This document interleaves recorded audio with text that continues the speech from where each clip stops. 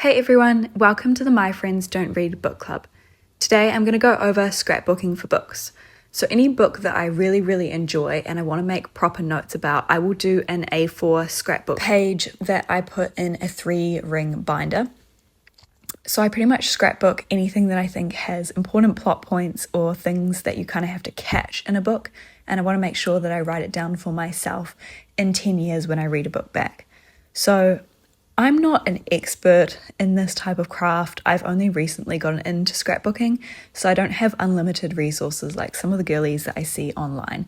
But I kind of make do with what I have, and I do like to reuse recyclable materials and anything I have around the house as well. So that's why here for Solace House, it has quite a dark mood, and the main character, is Alex Lane, but the house that they are clearing out is Edwin Flane.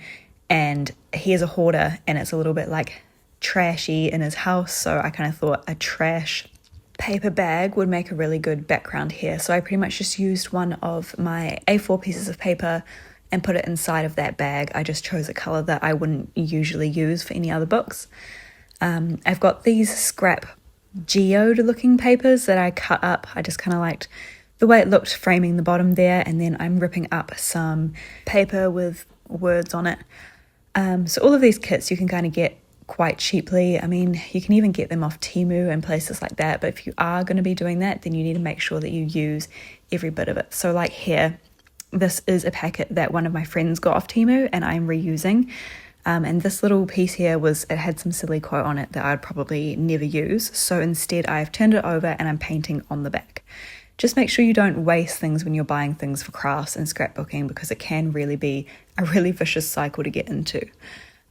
So yes, I have this little sticker here that's a picture frame, and I am drawing the Solace House cover. Just the front cover of the book that I read. This is something that I like to do because it doesn't really matter if it's that accurate. You kind of just need a overall picture of what it is, and this is just a house with melting faces. It was kind of easy to approximate, especially this small. I'm quite happy with how that turned out. And then I was kind of just figuring out the lettering that I wanted to do. I do really like when people do scrapbook lettering with each individual letter, but I was kind of in a time crunch and I liked the way that the blocks were looking together and how ununiform it was that I cut them. So I actually ended up sticking with this, even though I think later on in this video I do try out just testing, writing out the letters and cutting them out and seeing what it looked like. But yeah, I definitely found that the actual blocks together looked better, so I kept it with that. And as with any craft, I really am quite experimental. Like, I'm not a perfectionist. I kind of just throw things together, and if it works, it works, and if it doesn't, then I abandon project and move on, and it's fine.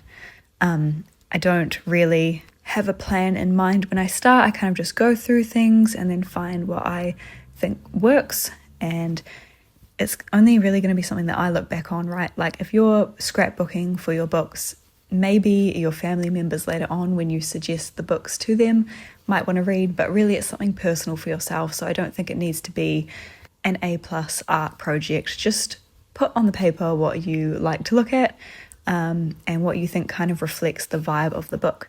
So yeah, I'm going for a very dark, somehow like hoarderish theme to this book, because that was how Solace House was presented to us. And everything that I'm going to write in it, I actually already write out on the computer just to make sure that I don't do any spelling mistakes and I know what I'm writing before I put it on paper. And then I pretty much write it all out. So yeah, this is the finished page that I'll be putting in my 3-ring binder, and I'm pretty happy with how it turned out. I would highly suggest this to anyone that loves books.